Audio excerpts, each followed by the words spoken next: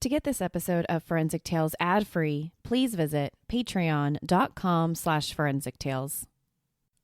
Forensic Tales discusses topics that some listeners may find disturbing. The contents of this episode may not be suitable for everyone. Listener discretion is advised. 2 3-year-old girls from Noxubee County, Mississippi, are found murdered under very similar circumstances. They were both abducted from their homes, sexually assaulted, and killed. Their killers also left behind a strange piece of forensic evidence, a bite mark. But despite their similarities suggesting the same person was responsible for both crimes, 2 separate men were arrested, largely based on the controversial subfield of forensic science known as bite mark analysis. This is Forensic Tales, episode number 221, The Murders of Courtney Smith and Christina Jackson.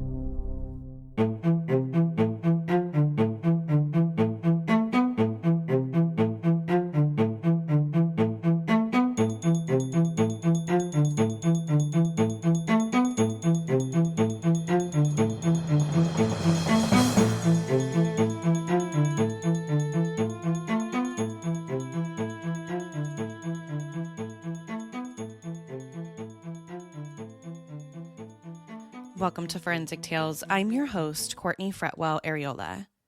Forensic Tales is a weekly true crime podcast covering real, spine-tingling stories with a forensic science twist.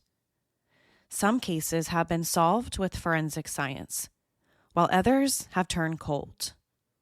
Every remarkable story sends us a chilling reminder that not all stories have happy endings. As a one-woman show, your support helps me find new compelling cases, conduct in-depth fact-based research, and produce and edit this weekly show. You can support my work in 2 simple ways. Become a valued patron at patreon.com/Forensic Tales and leave a positive review. Now, let's get to this week's episode. Most of us who follow true crime know about DNA and fingerprints being used to help solve crimes. DNA or a fingerprint is found at a crime scene, and law enforcement uses it to track down a suspect. Case closed. But not everyone is as familiar with bite marks when it comes to criminal investigations. In the late 1940s, the city of London was completely rocked by mysterious disappearances.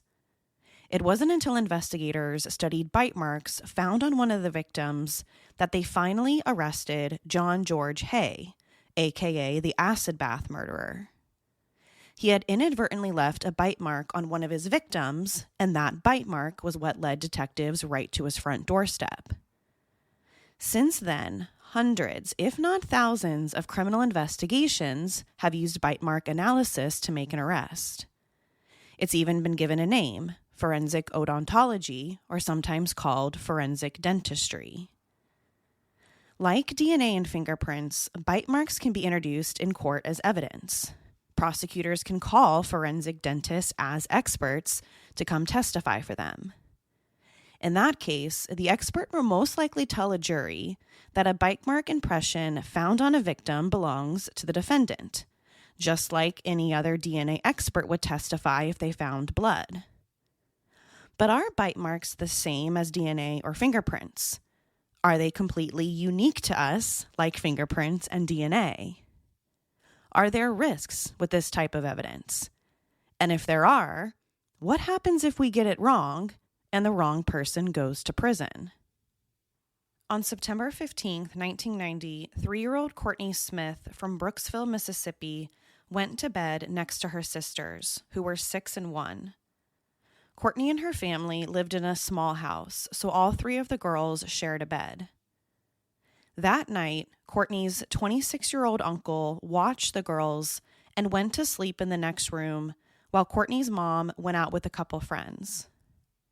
But sometime during the night, when everyone was asleep, Courtney was abducted from her bed, and it was when Courtney's mom returned home early the next morning that anyone realized she was gone.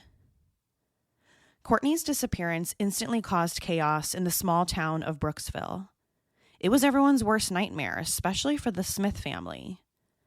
A young girl, just 3 years old, has been kidnapped from her very own bed while sleeping next to her sisters, and as her uncle slept in the room right next door. So naturally, the one question on everyone's mind was, did someone close or near the family do this? There weren't any signs of a break-in, and Courtney was taken from her bed without her uncle hearing anything. So it seemed like someone close to the Smith family had to have done it. Courtney's family, the police, and the community all came together to help search for her, but the search didn't last long. Just 2 days after she disappeared, 3-year-old Courtney's body was found floating in a pond just 80 yards away from her mom's house. When her body was taken out of the pond, it was immediately sent to the medical examiner's office for an autopsy to be done, and the results were just as bad.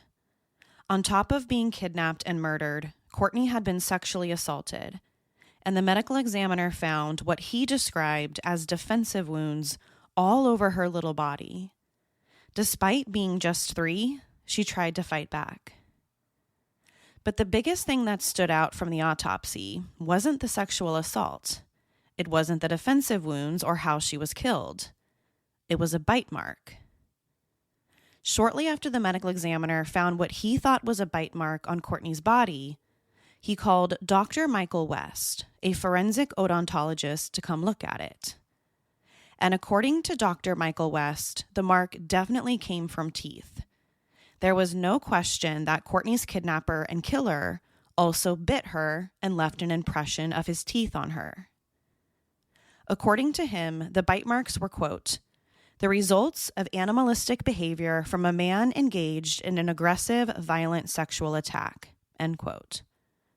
So not only are the police looking for a child sexual predator, but they're also looking for an extremely violent one who felt compelled to bite a little 3-year-old girl after sexually assaulting her. That is a very specific type of monster they're searching for. Early on in the investigation, one of the biggest witnesses was Courtney's older sister, 6-year-old Ashley Smith. Besides their younger sister, who was only 1, Ashley was the only other one in the same bedroom when Courtney was abducted. But could a 6-year-old little girl be a very good witness? The Brooksville, Mississippi police brought in a special investigator to sit down and interview Ashley shortly after Courtney's body was found. Well, he wasn't actually an investigator. His name was Robert Williams, and he was someone who worked for the police department every once in a while to create forensic sketches. He was a sketch artist, but he also worked with young children on a local television show that featured him drawing different animals in front of kids. His nickname on the TV show was Uncle Bunky. So the police decided they would bring this guy in to speak with Ashley and try to get a sketch of what the person looked like, since he was both a sketch artist and someone who worked with kids her age. According to what Ashley told Robert Williams, aka Uncle Bunky, she saw someone come into the bedroom who was wearing what she described as a quarter in his ear. Uncle Bunky asked her if she meant he was wearing an earring, and she said it might have been, but she kept saying it was a quarter, not an earring. Ashley said that it was really dark in the bedroom, but the light from the TV coming from the next room helped her see the man. However, throughout this entire interview, Ashley is all over the place. It's pretty much what you would expect if you sat down and tried to interview a 6-year-old about what she saw. She changed her story multiple times. She made stuff up. She agreed with everything Uncle Bunky, aka Robert Williams, suggested, even though he had no idea because he wasn't there. She cracked jokes and laughed about things.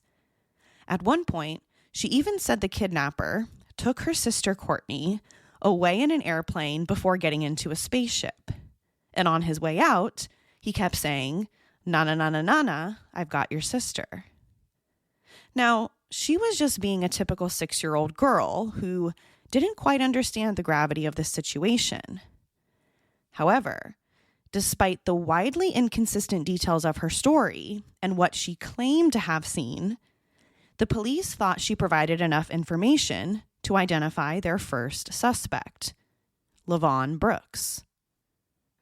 When the police asked Ashley if she had the name of the person she thought kidnapped her sister, she said something like Trayvon. And from that, investigators basically cherry-picked what the truth from Ashley's statements were to what was fiction. They decided that the quarter she described seeing in his ear was actually an earring.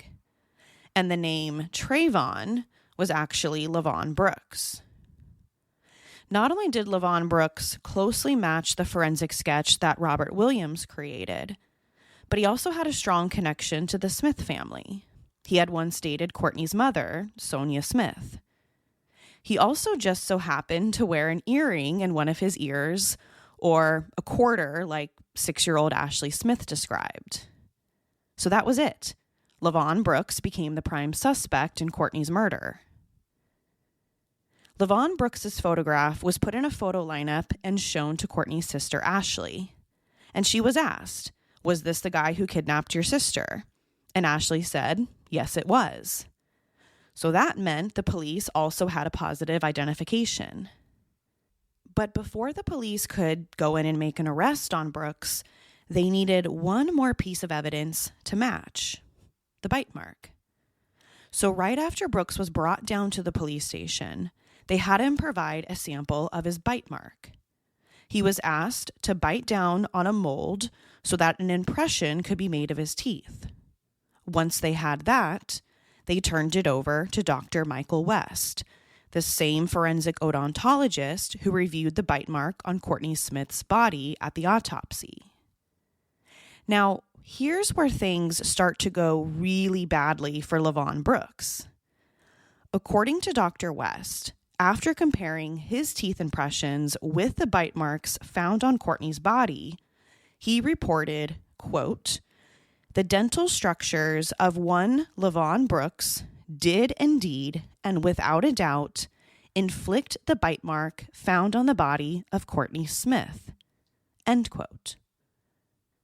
He wasn't saying the impressions were similar or that it could have been Brooks.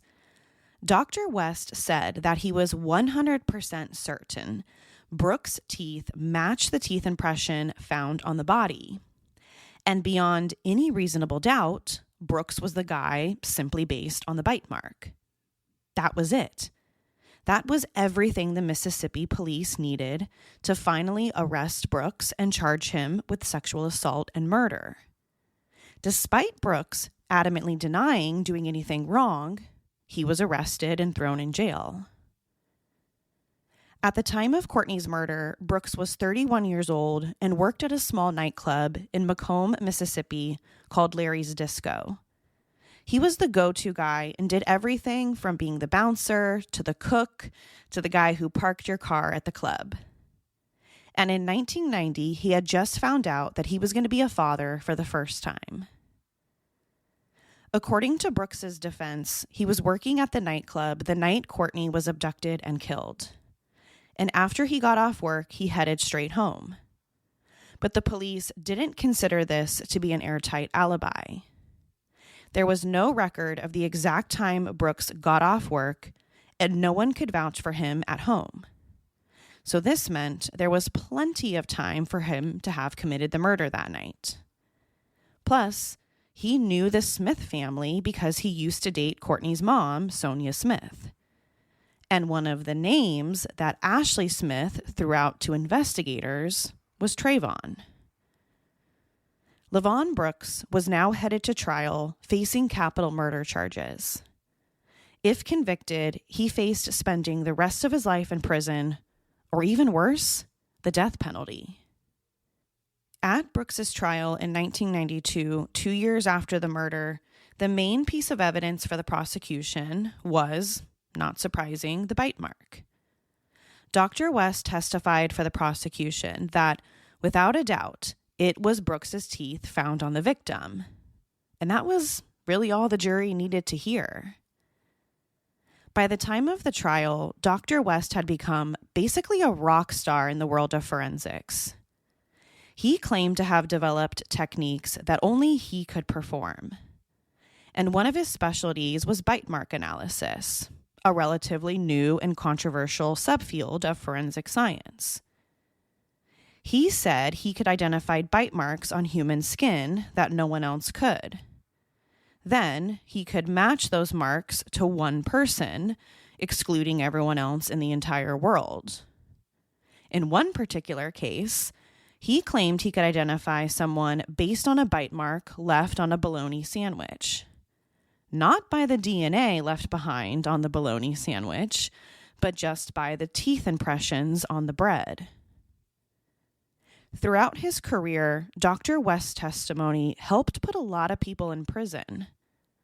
Besides bite mark analysis, he was also considered an expert in other areas, like gunshot residue and blood spatter patterns. So chances are, if Dr. West testified for the prosecution, the defendant was almost always found guilty.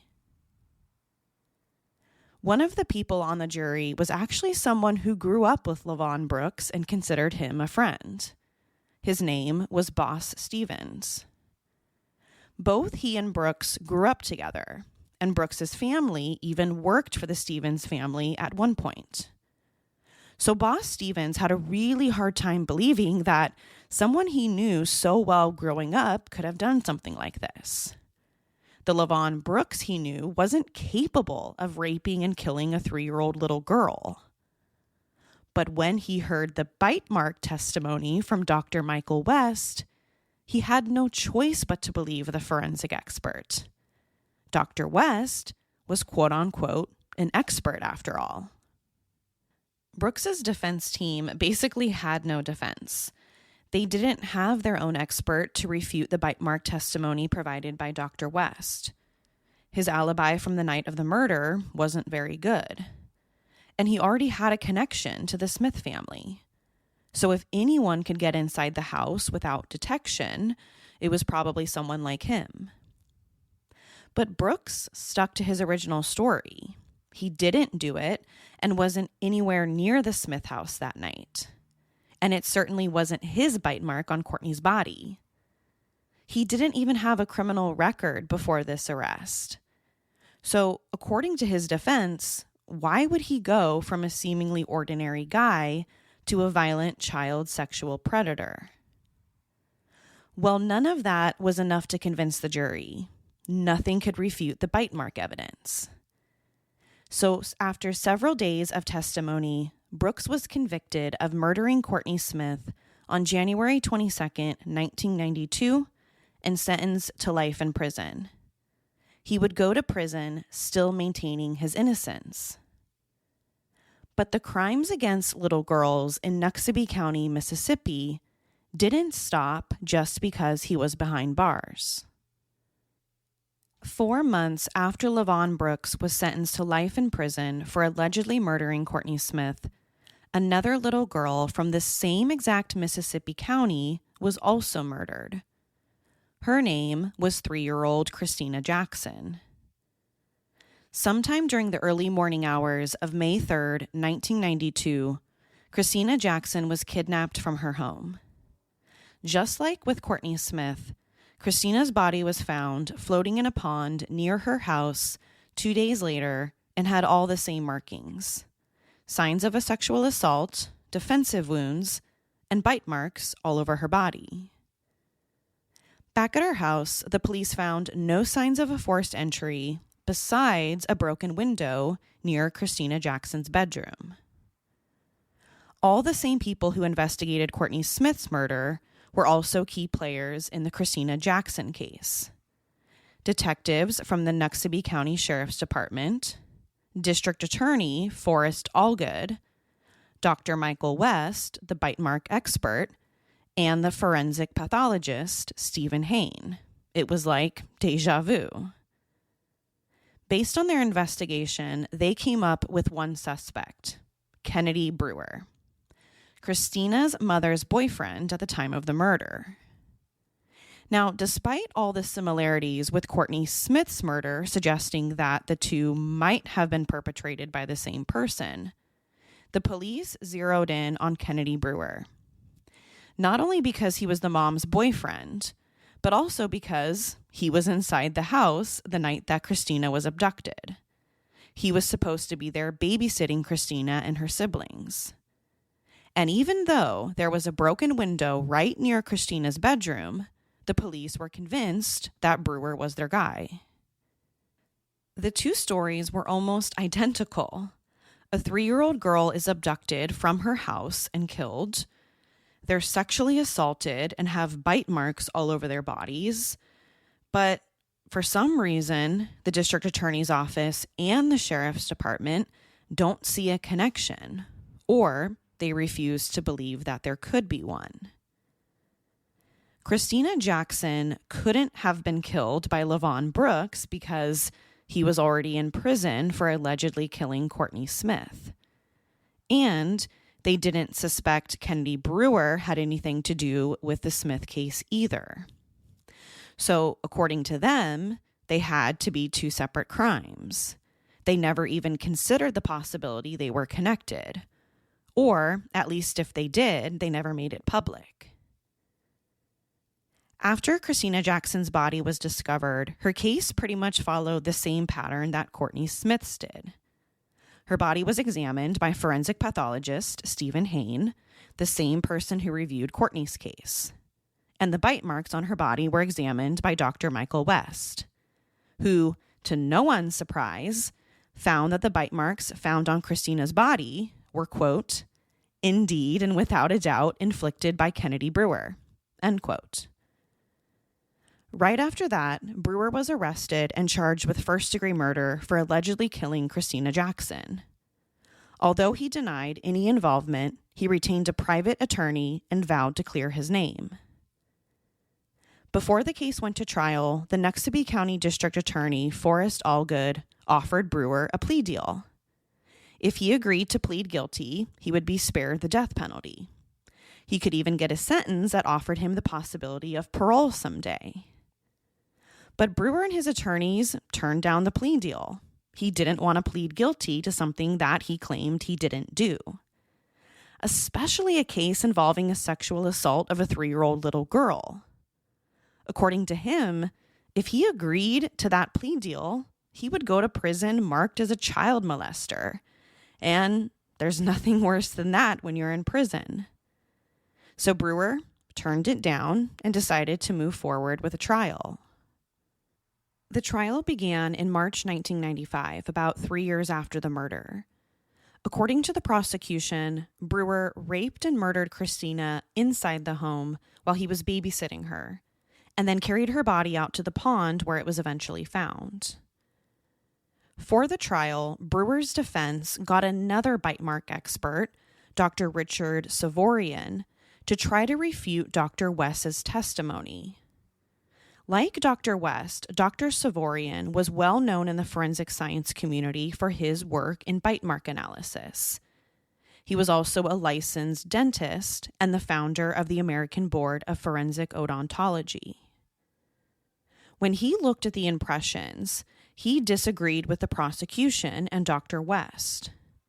He testified that he thought Dr. West's claims about the certainty of the bite marks were, quote, ridiculous, mainly because he didn't even think the marks on Christina's body were even from bite marks at all. He felt the marks probably came from insects or some other type of animals living in the pond. He testified that the marks looked nothing like human bite marks and couldn't have come from Kennedy Brewer. According to Dr. Savorian, the marks only had a top mark. They didn't have anything from the bottom. You can't bite someone using only your top teeth and not your bottom. So, in his own words, the prosecution's main piece of evidence against Brewer was, quote, ridiculous. Brewer's defense also had DNA on their side. Semen collected from Christina Jackson's body was deemed insufficient for DNA testing. So, although it couldn't officially exclude Brewer like they probably wanted it to, it still seemed to point toward his innocence.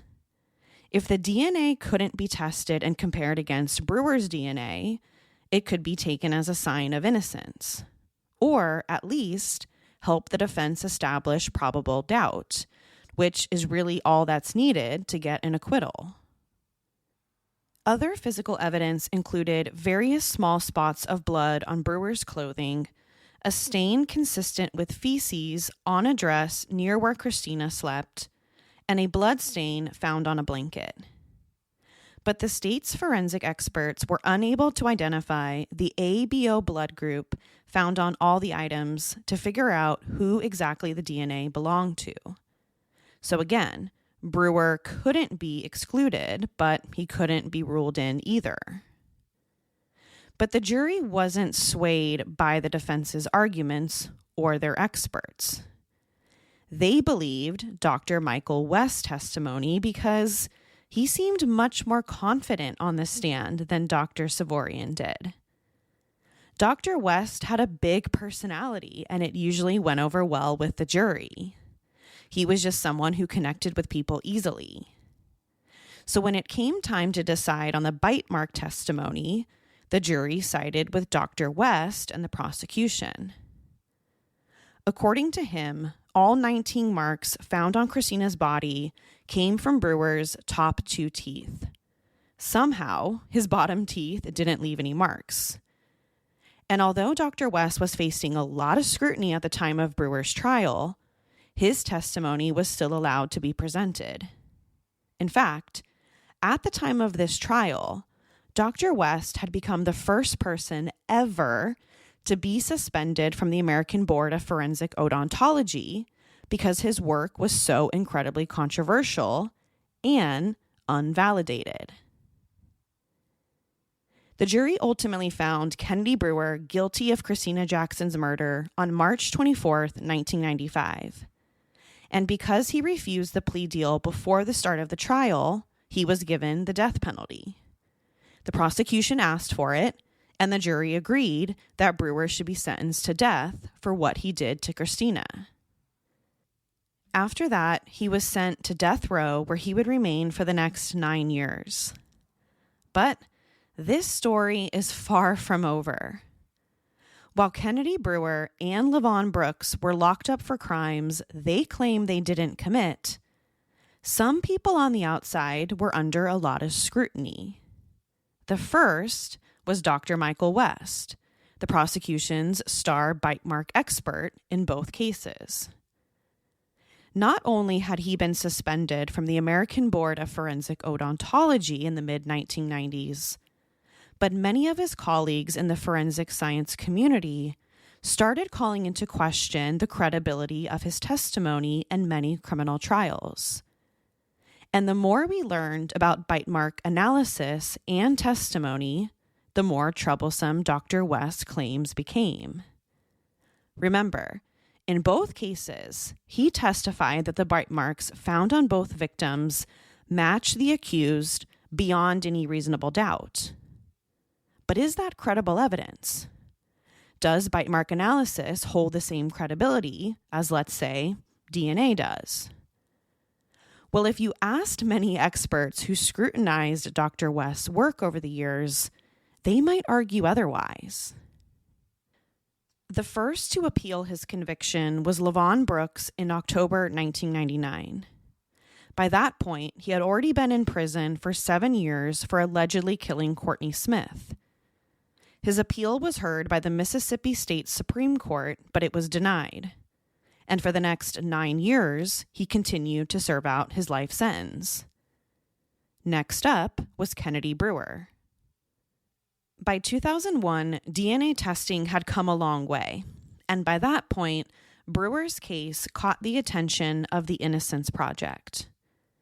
The reason why they became interested in the case was because of the questionable bite mark analysis by Dr. West, and because there was untested DNA.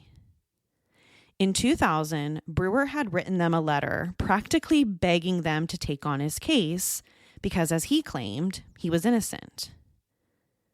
Not only did the Innocence Project take on Brewer's case, but they also took a look at Lavon Brooks's case because the two murders were almost identical, suggesting that the same person was involved in both.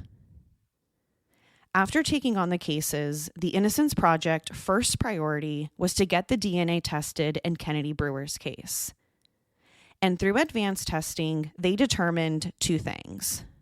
One, Brewer could officially be excluded as a possible suspect. His DNA didn't match.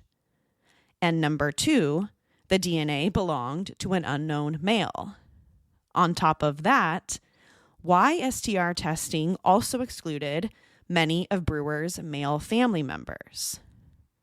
Without a doubt, Brewer's DNA wasn't found anywhere at Christina Jackson's crime scene. But even with this DNA testing, that couldn't persuade the district attorney, Forrest Allgood.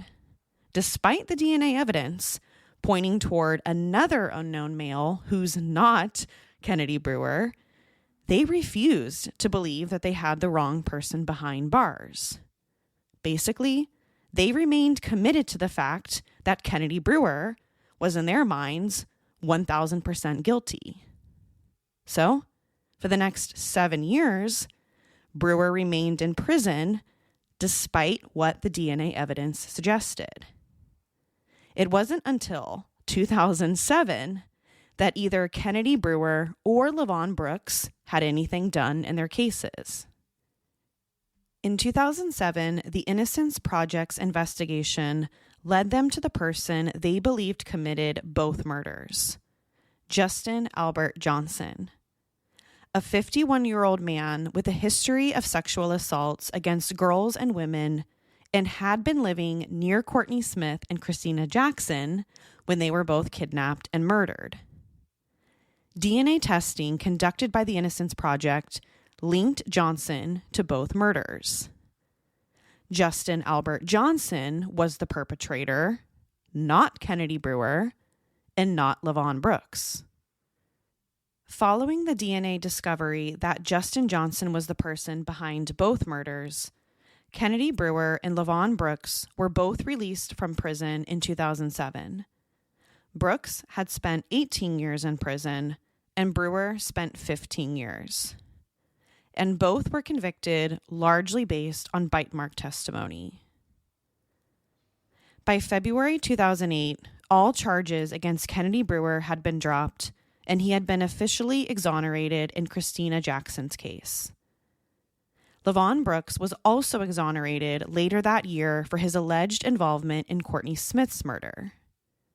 They were both granted $500,000 in statutory compensation from the state of Mississippi. As far as the actual perpetrator, Justin Albert Johnson, he was arrested in February 2008. And not long after that, he confessed to both murders and told authorities he committed the crimes on his own. He was eventually sentenced to life in prison without the possibility of parole and was spared the death penalty because of his quote-unquote cooperation. Today, he's housed in a Mississippi prison. But has justice really been served? And how many victims are there?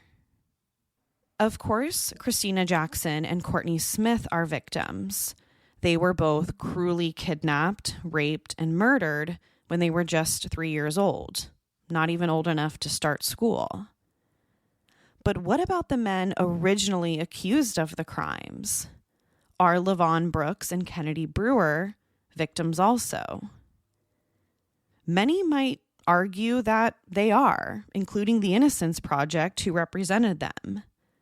They're victims of faulty forensic evidence and a broken criminal justice system. By the time Brewer and Brooks were released, Dr. Hain and Dr. West had become highly controversial for their work on several criminal investigations and their alleged inappropriate relationship with prosecutors, including District Attorney Forrest Allgood, who tried both cases. They've also been suspected of providing false medical testimony in numerous criminal trials, not just these two. According to the National Association of Medical Examiners, doctors should perform, at most, 250 autopsies per year. Well, Dr. Hain admitted to performing anywhere from 1,200 to 1,800 autopsies each and every single year, numbers astronomically higher than the standard. Dr. West also came under major scrutiny. He's been accused of providing false bitemark testimony in dozens of cases that have led to wrongful convictions. And these aren't just including Brewers and Brooks. Many of the cases he's worked on have been reopened and reinvestigated to see if his testimony has led to any more wrongful convictions. In 2011, West testified during a deposition in the case of Lee Stubbs and Tammy Vance that he no longer believed his own testimony regarding bite mark evidence, and that the existing science did not support bite mark identification. In part, he said, quote, "When I testified in the case, I believed in the uniqueness of human bite marks. I no longer believe in that. And if I was asked to testify in this case again, I would say I don't believe it's a system that's reliable enough to be used in court." End quote. Vance and Stubbs were both exonerated in 2013. According to a Washington Post article, at least 5 people have been wrongfully convicted over the years, and each case featured Dr. West's testimony. 3 other Mississippi men who were convicted in part based on testimony from Dr. Hain were also exonerated: Tyler Edmonds, Eddie Lee Howard Jr., and Leivester Brown. Dr. West also gave misleading bite mark testimony against Howard. In 2009, Brewer and Brooks jointly filed a civil lawsuit against West and Hain for $18 million. However, the lawsuit was dismissed in 2014 after a judge ruled that they were both immune from damages. The Fifth Circuit Court of Appeals also upheld the ruling in 2017. LaVon Brooks passed away in January 2018 after a 5-year battle with colon cancer. That means that he only got to spend a few free years after being exonerated. In March of 2020, Kennedy Brewer's mom died, and he had a stroke a few days later.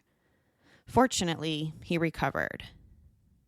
And following his exoneration, he's worked various difficult factory jobs, including at a chicken processing plant and doing repairs at a catfish farm.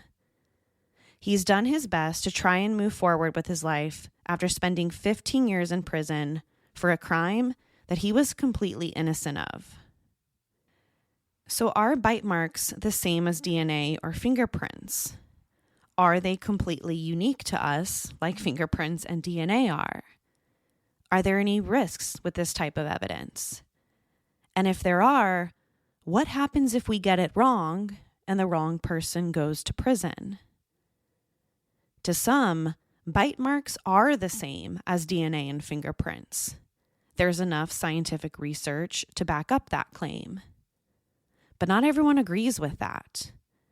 And it's possible a lot more people than just those talked about in this episode have been wrongfully convicted based on unreliable and sometimes faulty forensic evidence. When it comes to bite mark analysis, I'll let you be the judge of its credibility. To share your thoughts on the story, be sure to follow the show on Instagram and Facebook. To find out what I think about the case, sign up to become a patron at patreon.com/forensictales. After each episode, I release a bonus episode where I share my personal thoughts and opinions about the case. Don't forget to subscribe to Forensic Tales so you don't miss an episode. We release a new episode every Monday. If you love the show, consider leaving us a positive review or tell friends and family about us. You can also help support this show through Patreon. Thank you so much for joining me this week. Please, join me next week. We'll have a brand new case and a brand new story to talk about. Until then, remember, not all stories have happy endings. Forensic Tales is a Rockefeller audio production. The show is written and produced by me, Courtney Fretwell Areola. For a small monthly contribution, you can help create new compelling cases for the show, help fund research, and assist with production and editing costs. For supporting the show, you'll become one of the first to listen to new ad-free episodes and snag exclusive show merchandise not available anywhere else. To learn about how you can support the show, head over to our Patreon page, patreon.com/Forensic Tales, or simply click the support link in the show notes. You can also support the show by leaving a positive review or tell friends and family about us. Forensic Tales is a podcast made possible by our Patreon producers, Tony A., Christine B., Sherry A., Michael D., Nicola, Jerry M., Brian W., Megan G., Ureli, Jerry, Ann F., Ken S., and Carol A. If you'd like to become a producer of the show, head over to our Patreon page, or send me an email at Courtney@forensictales.com to find out how you can become involved. For a complete list of sources used in this episode, please visit forensictales.com. Thank you for listening. I'll see you next week. Until then, remember, not all stories have happy endings.